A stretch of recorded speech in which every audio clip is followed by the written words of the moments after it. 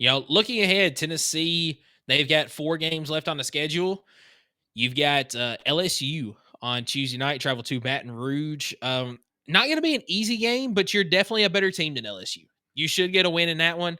You got a big game Saturday, as it is the Alabama game. You do get this one at home. I don't know if game day will be there. I'm not sure where they're going to be, but that's got to definitely be a conversation as to where game day should go for that that game. Alabama game is going to have a lot on the line. I mean, we're talking double bye in the tournament. We're talking number 1 seed type implications here for that Alabama game. It could be the biggest game of the year for Tennessee. I think you could be right. So you got next week at Ole Miss. That's going to be a big game as well. And then you finish off against South Carolina, who, credit to them, picked up their first SEC victory of the season last night against LSU? Texas. Oh, was it? Yeah, you're right. Over Texas. What the hell? Yeah. But looking at the SEC standings right now, Tennessee, after yesterday, of course, you got the head-to-head win over A&M. You're now in a 3-way tie for 4th and hold the tiebreaker over both of those teams, Texas A&M and Missouri. You're all sitting at 9-5 in the conference, and you've got head-to-head wins against both of them. The teams ahead of you, Alabama, you still have left to play. You can make up a game there. Florida, I believe Florida is probably in sole possession of 2nd place. Let me look at their schedule. They don't now have because you go 1-1 against them, and we won the second meeting. Would we not hold? I mean, I don't think it's possible that Florida would lose as much. But if we were to get tied with them, would we jump them? It would. I think at that point it would go based off of common opponents. I'm not sure if it would be. Okay. I'm not sure if it would be higher seeded opponents or the lower seeded opponents. Well, Florida beating Auburn would have them. Yeah, that would probably have them ahead of us. Yeah. Let's see. Florida's finished to the season. You go to Georgia this week. You got A&M on Saturday. Do get that one at home. Travel to Alabama next week, and then you get Ole Miss at home to finish. They don't have an easy final 3 games either. They don't. They got Alabama's got the worst one. They got to play Alabama, A&M, and Ole Miss. That's 3 of your top 6 in the SEC. That's or 7. Yeah. That's not an easy final 3. No, Alabama's got the worst road, though. Wait. Who do they play next? You talking about Florida? They play. I got to go back to it. I can look at it. Florida plays Georgia next. Georgia, okay.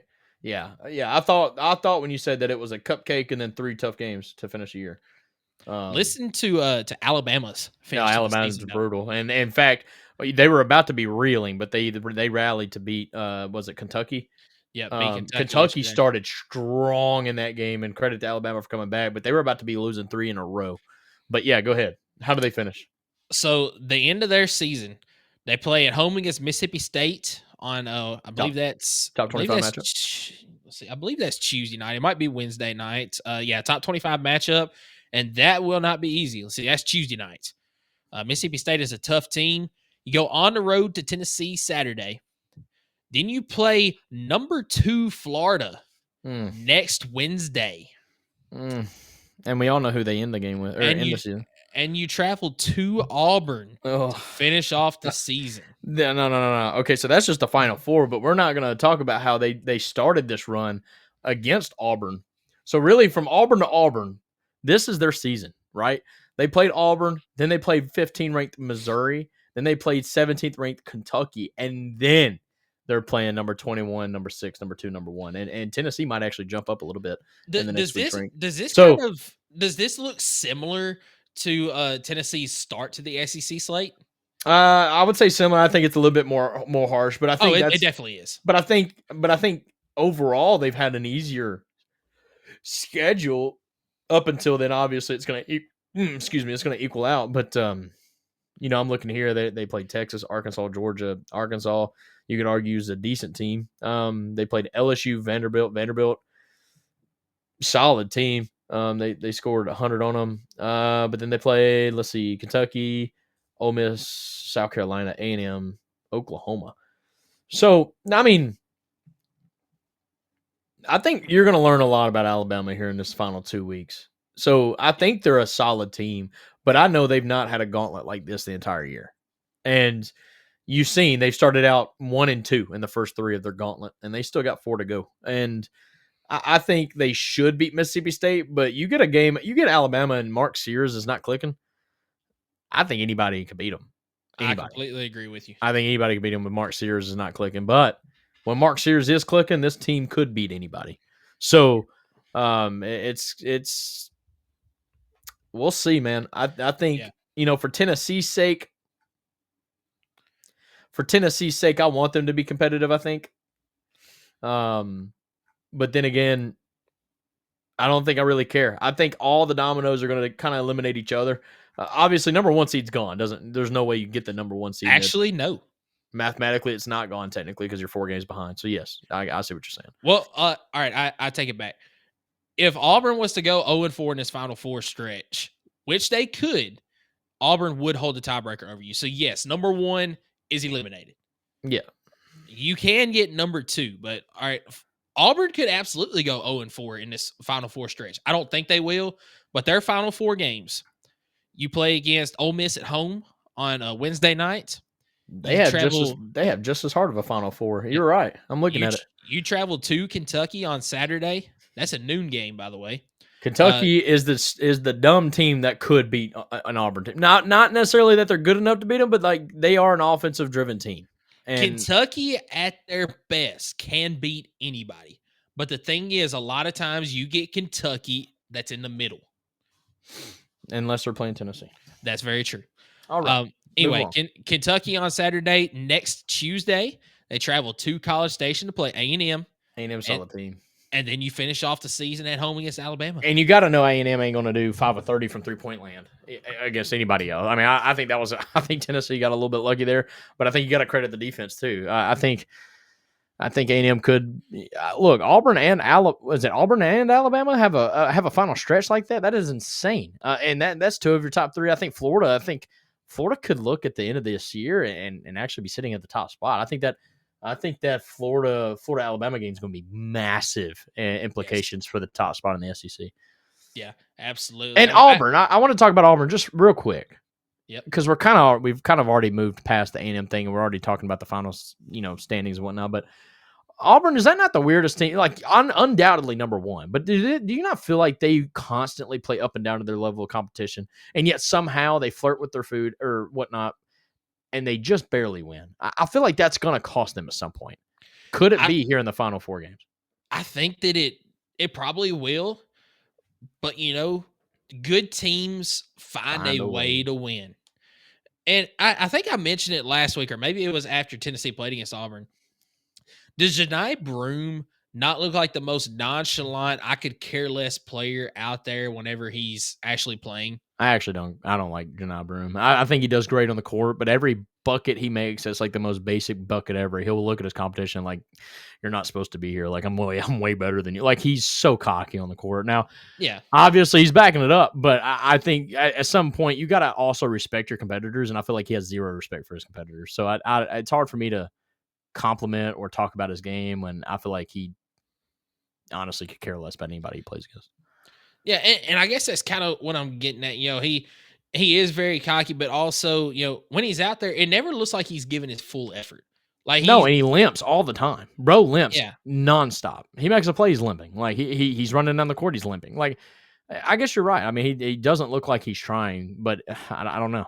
I wish, and I think a lot of that comes down to Bruce Pearl. It's come out that they're not practicing 100% during the week because of the gauntlet of the SEC and how much minutes he's demanding of his players. That they came out. I remember the reporter saying that they don't practice 100% in the midweek. They kind of do walkthroughs, they strategic game planning and whatnot, rather than full on practice. So I think maybe that's kind of rubbing off on them, and I hope it does. Honestly, I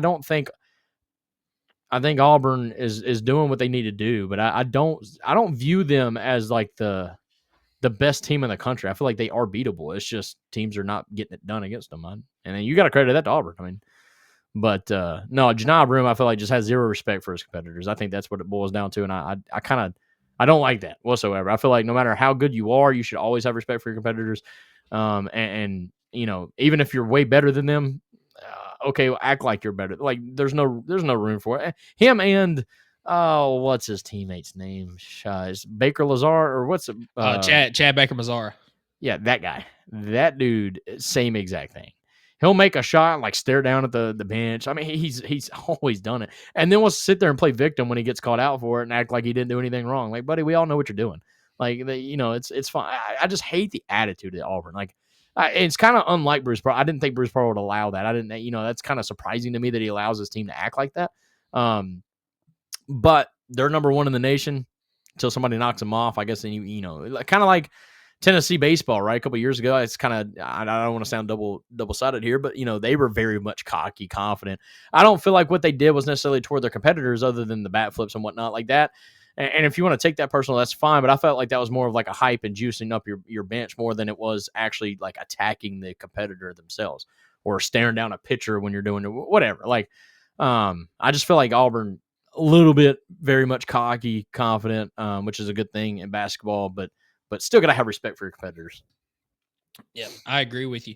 Any other thoughts on Tennessee basketball before we move ahead to our football recap? I'm looking forward to this. Something's got to give. We're tight on it. Yeah. Something's got to give. Let's see. Here's what I will say about basketball. Yeah. I think you have to go at the very least 3-1 over this 4-game stretch.